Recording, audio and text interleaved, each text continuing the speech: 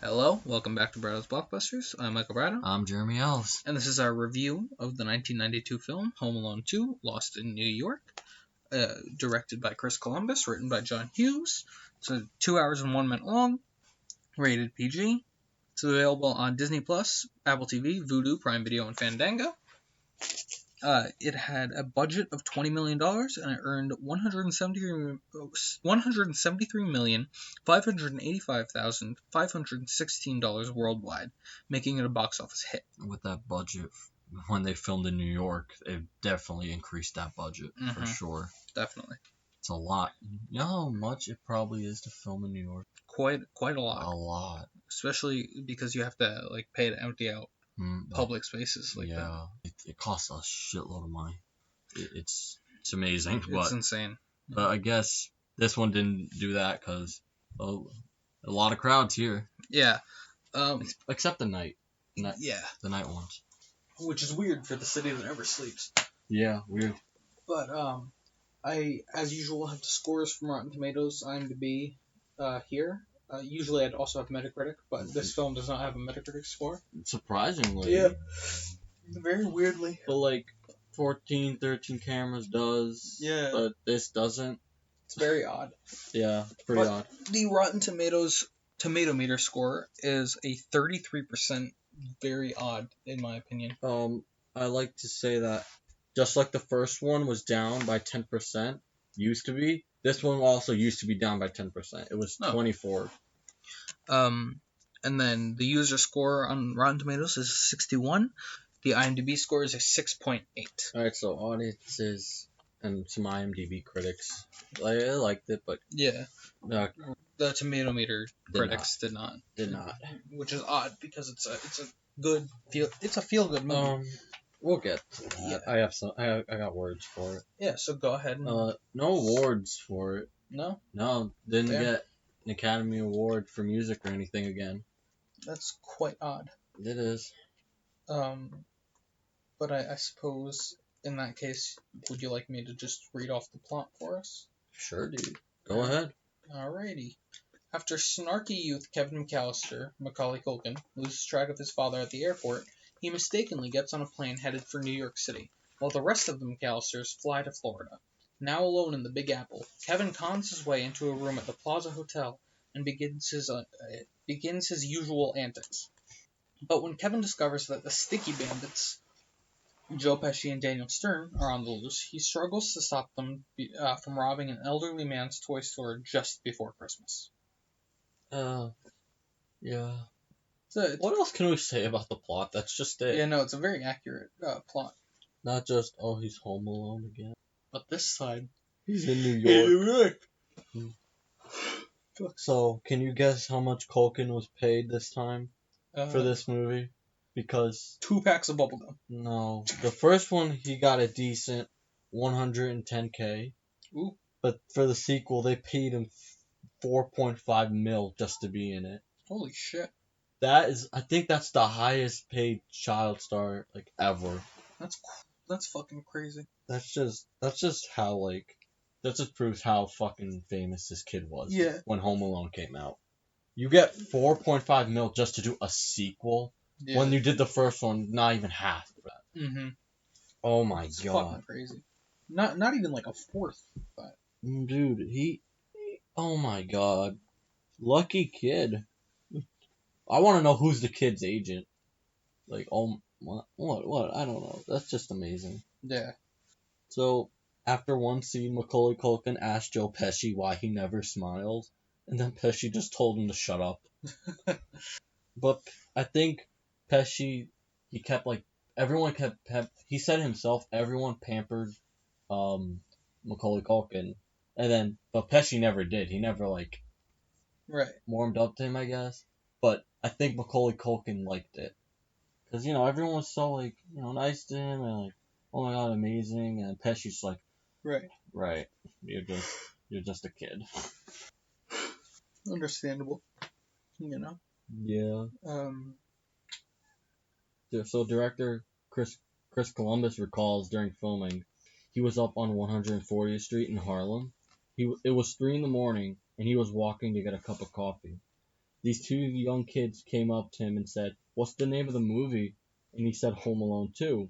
And they asked him, "What do you do?" And then he told them, "I'm the director." And then the kids went, "Oh, you're John Hughes?" Ah, fuck. I mean, he was a popular writer slash director at the time. Yeah. Chris Columbus was getting there with Home Alone. He was getting there. Imagine you get mistaken for another person. Yeah, and the person who wrote the movie or directing. It's alright, but I found that a little funny. Mhm. But speaking of funny, John Candy was at one point supposed to do a cameo in this, but I don't remember him being in anything in 1992. I may be wrong, but yeah. You said during the movie that they got rid of the carpet from the lobby in the plaza Yeah, because they needed Macaulay Culkin to slide, but Trump liked it so much that he left it like that. yeah, he did. It's pretty interesting. Michael Jackson visited Macaulay Culkin on set. That's pretty fun.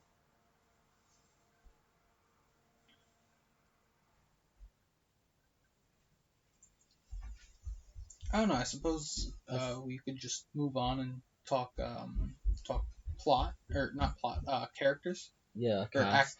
cast. That's what I meant. Well, I guess I would just say that Macaulay Culkin, Joe Pesci, Daniel Stern, Captain O'Hara, John Hurd, They all return for this movie. and they still do all a good job. But going into our new.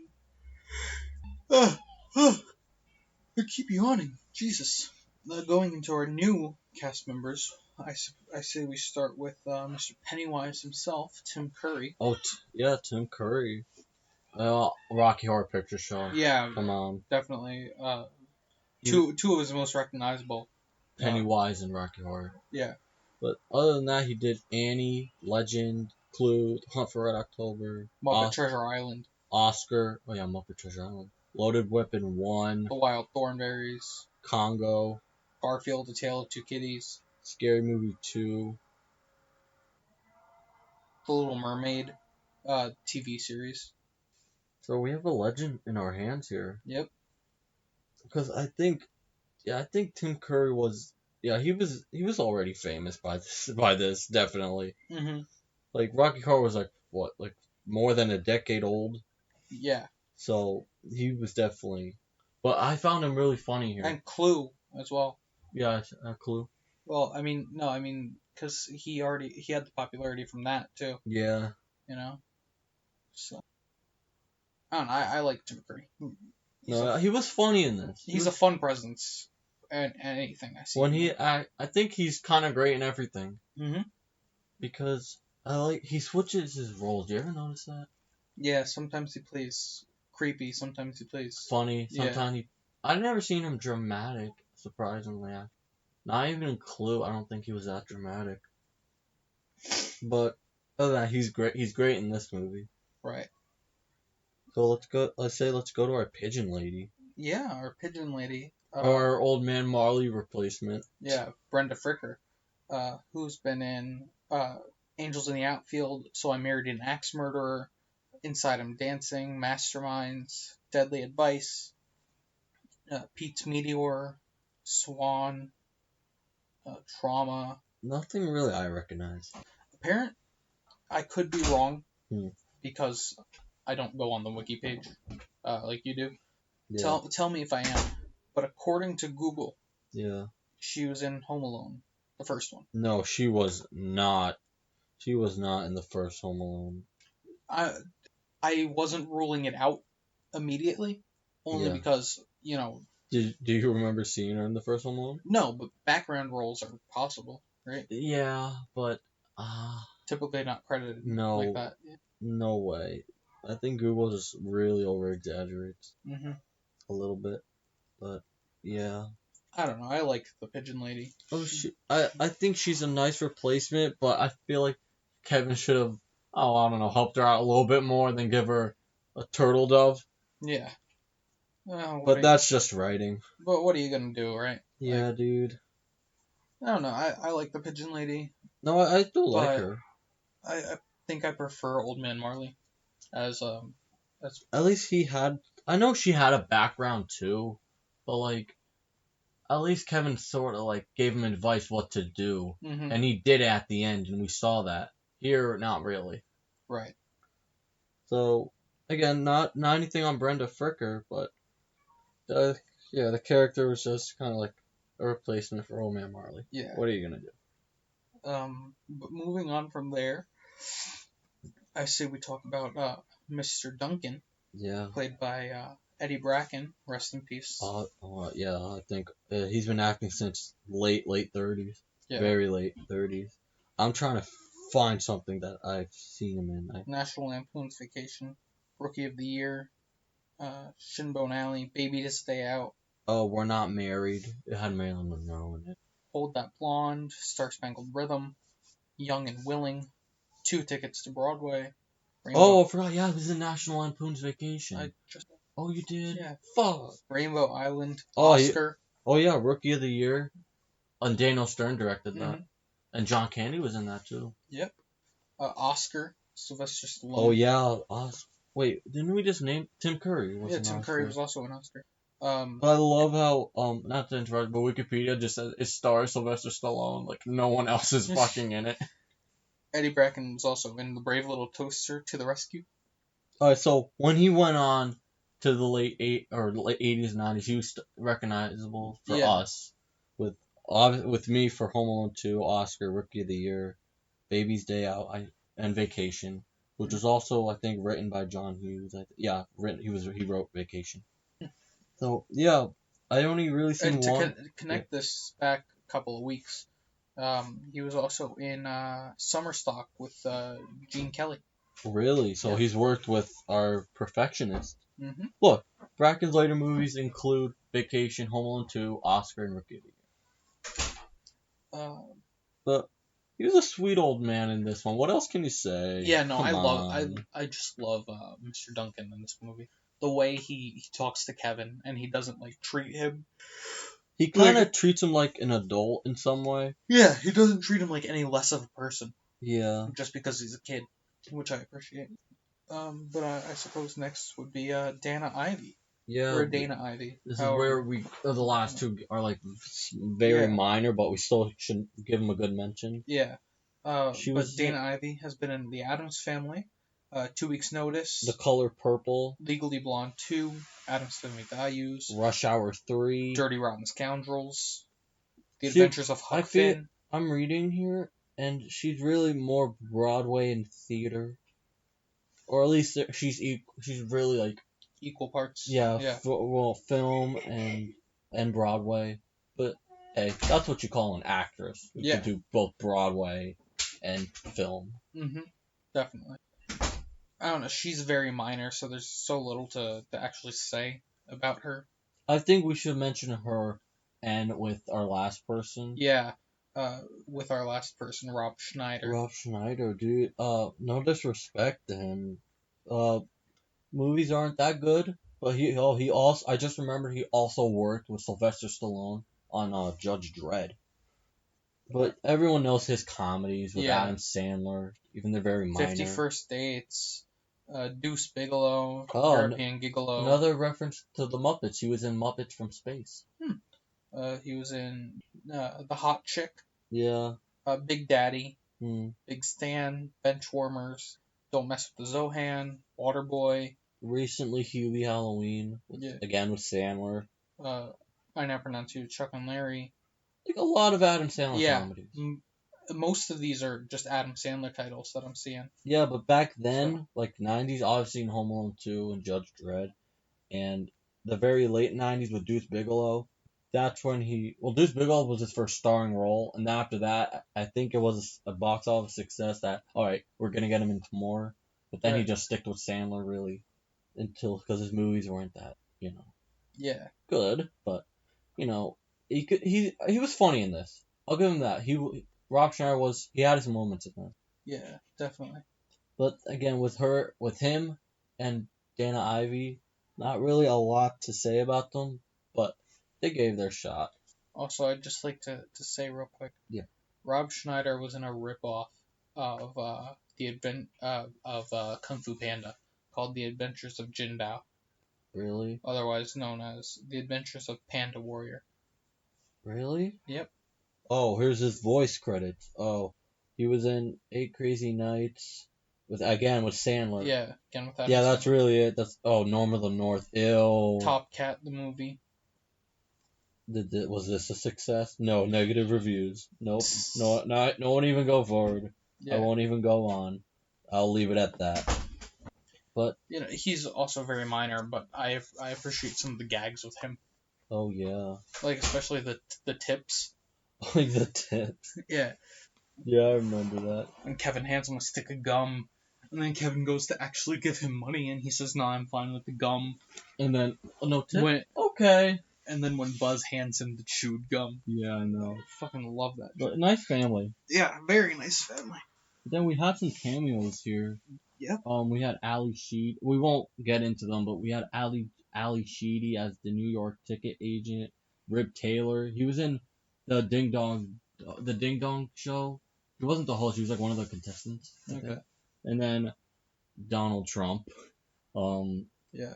I'll just, you know what? I'll leave cast at that. Mm-hmm. Donald Trump's in this. I'll leave it at that. Yeah. But I suppose next up, we just move straight on to grading. What do you think? Oh yeah. So, what are you thinking on grading on first, sir? Just, I guess acting again. Acting? But I guess I will admit, I don't think it was as good as the first one, but I'm not saying they act bad this time. Well, Macaulay Culkin, he's very I don't know if it's that like kind of acting where he doesn't give a shit anymore because he's famous, Right. but like, I don't know. It's still good though. It's just that I'm glad they got new faces in there. Yeah. That's what. But I'm also glad that they didn't replace a lot of faces either. You know what I mean? Yeah. So. Home Alone 3. Mm-hmm. But for cast, I'm gonna give a B, even though I gave him an A in the first one. Right. So for the acting, you're giving it a B? Yeah. Yeah. See, acting-wise, I think this movie holds its own. Don't get me wrong, Macaulay Culkin could still hold the movie. No, I know. Most definitely. I know. He still can. I think acting-wise, this movie holds its own. I've always really liked this movie. I'd even say a little bit more than the first one. Mm-hmm. But looking at it critically, I don't know if the acting is really as strong mm-hmm. as the first one. So I think I'm going to have to agree with you and give it a B. Mm-hmm. But that's just, my silly old again, you personal can't opinion. blame them. Because they're basically redoing the same movie again. And I don't know. Just it's not bad. It's just where else are you really going to take it? But then the new cast, I shouldn't really say new cast. I should say the supporting roles. Yeah. The new supporting roles come in and lift it up from the C to a B. Mm-hmm. So I'll give them that. I'll give it that. I wanted to talk about the cinematography. Oh my god. Well, last week we gave the original C for that. Mm-hmm. Here, I'm boosting it. Yeah, I was about to say, a lot of the cinematography is better in this one, in my opinion. Yeah. Much nicer shots. But then again, it's it, New York. They have to get those shots. Yeah, but I'm also just saying, like, some of the shots are cleaner, nicer, even when the camera froze during production. Yeah. So, I think personally, cinematography, I'm gonna give that like a B. Me too. Yeah, B.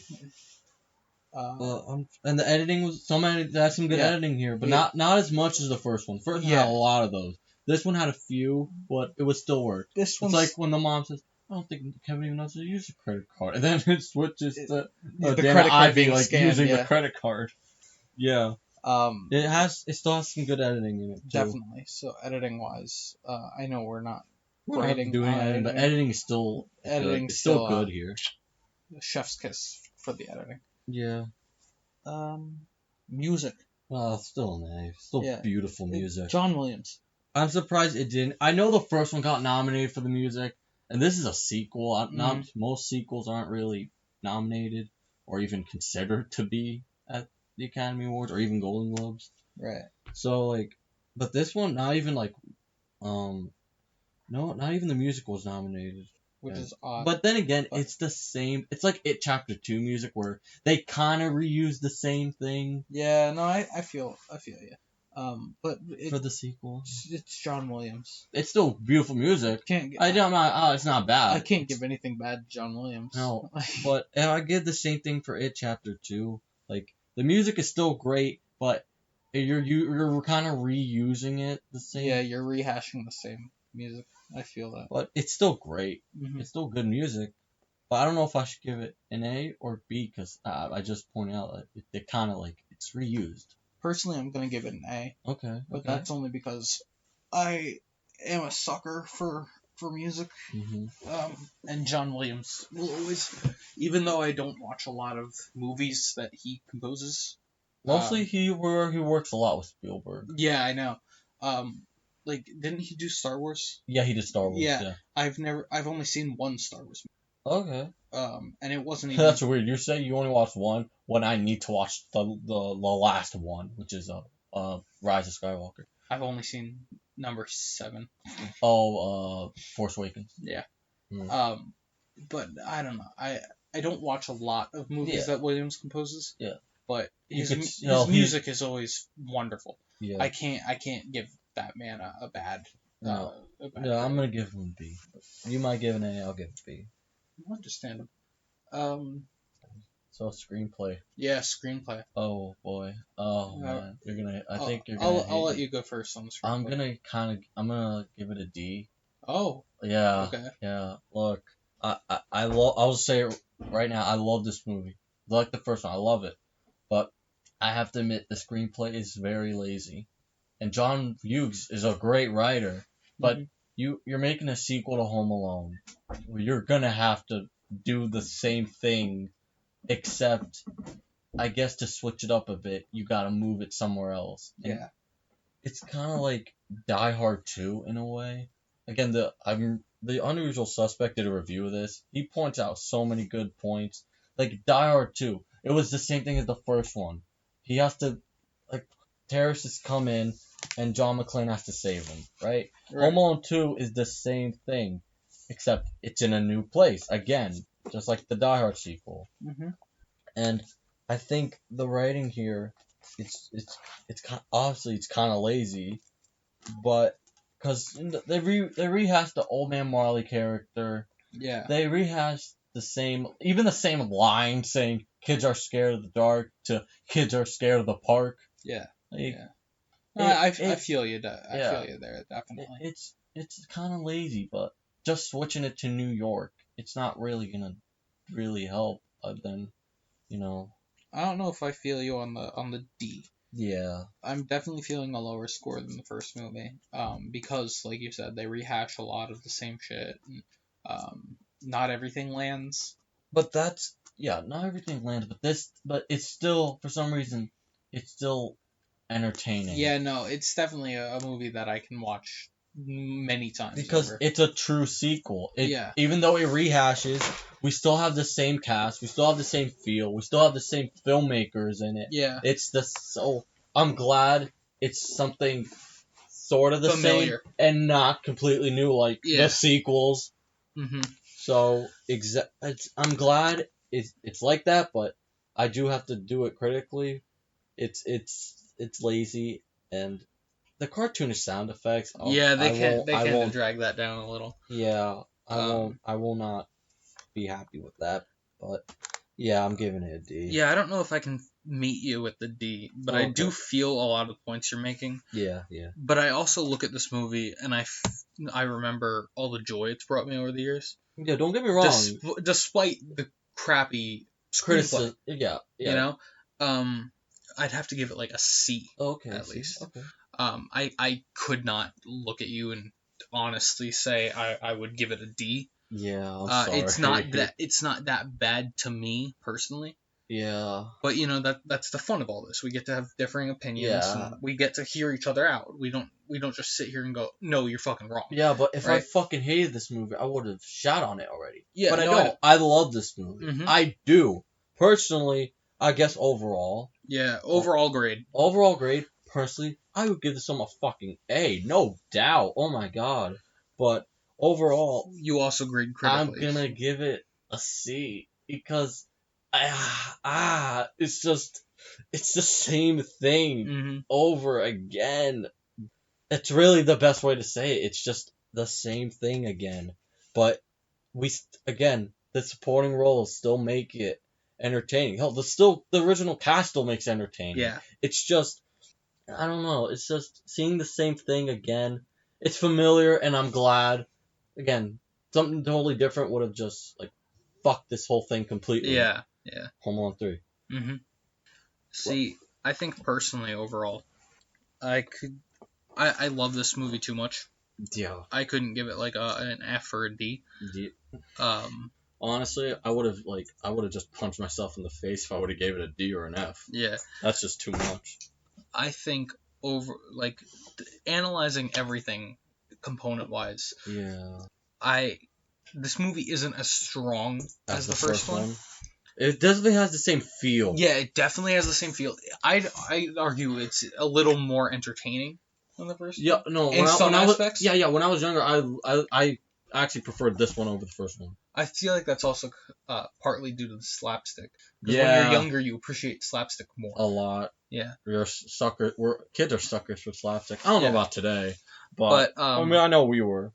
I think personally, I'd have to give this film like a B. Okay. I don't think I could give it a C. No, that's what I gave the first one last week a B. Which I think last week I gave the first one an A. You did. I can't remember. No, you did. You did. I did? I Okay. think you did. Yeah. So, like I said, I feel like the first one's stronger plot wise. Because that's something new. It was Yeah. something new. But this one's stronger, like entertainment wise. Okay. Yeah. At least, yeah. Personally, to me, I cannot say for anyone else. I cannot say for you. I cannot say for whoever's listening. But for me, that's how I feel. Yeah, and I know critics bashed on this. Like, Home Alone 2 on Rotten Tomatoes had a lower score than Home Alone 3 at one point. Home Alone 3 was at 27. This was at 24. But then it gained some little more respect. A little more. Right. Got higher. Got a 33. Now it's higher than Home Alone 3. Good. Right? As it should be. Yeah. But everything should be higher. Like, than Home Alone. but, my God, everything should be higher than Home Alone 3. Everything but maybe Cats. Maybe. But like, yeah, personally, both Home Alone 1 and 2 are A's for me. Yeah, I love them. They're both such great films. They're Christmas movies at the same time just make it better. They're some of my favorite parts of the holidays. And I wouldn't even call this movie a guilty pleasure like The Cat in the Hat. I wouldn't even call it that because it's not a bad movie. It's a genuine enjoyment. I honestly think it's not a bad movie. It's just the writing's lazy. That's really bringing it down for me. Just rehashing and lazy writing. Mm-hmm. Yeah, but it's still entertaining. You got a good cast. You got some good New York shots, music. Hey, you got a potential film here that's just me. It's shadowing over. Come through, yeah. Yeah, with the writing, it's just lazy. But like I said, I still love it. I feel you there. I love it. But next week, I am gonna hate you next week. Oh no, I'm gonna hate myself next week too. Oh, okay. Not Home Alone 3. No. But I didn't want to do one of those movies. I'll tell you that.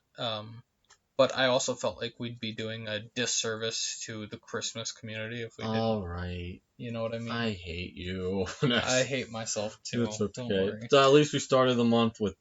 We started the month great big highs. Even though they're not great films, but they're still. Oh my God, I love them. They're high. They're highs. They're like my favorite. On the hill. Yeah. They're the high. They're the high point. Favorite Christmas films. It's up there. Yeah. Even favorite films. Even the Home Alone 2. One of my favorite films, probably. Mm-hmm. It's up there. So, I don't know. Well, we'll see what happens next week. But as for right now, I think that's about it. Yeah. Anything else to add, Jer? No, just Home Alone 1 and 2 for life. Definitely. 3, 4, 5. Go fuck yourself. Let's see how 6 comes out. Yeah. Hopefully, if it ever does with this pandemic. But yeah, I think that's pretty much it from us. Yeah. So I kind of thought of an idea. Why don't they make a Home Alone movie during the pandemic? Then it wouldn't be Home Alone. It would be home with your family, keeping each other safe. All right, but what if the family? All right, what if No, you're What right. if the rest of the family are anti-maskers? No, what if the kid? No, oh god. Like I know what I'm saying. What if the family is out of town, right, and they have to quarantine with, in somewhere, and then the kids just coincidentally home alone during the pandemic. I don't know. Maybe I'm overthinking it. Yeah. Probably. All right, I'll leave that. I suppose all that's left to say after that is make sure to subscribe if you'd like to. Like if you liked it. We upload new commentary tracks every Friday, new reviews every Monday. Make sure to comment your own opinions, and we'll see you. We'll see you next week. This has been Brado's Blockbusters. I'm Michael Brado, I'm Jeremy Alves. and have fun. Yeah, peace.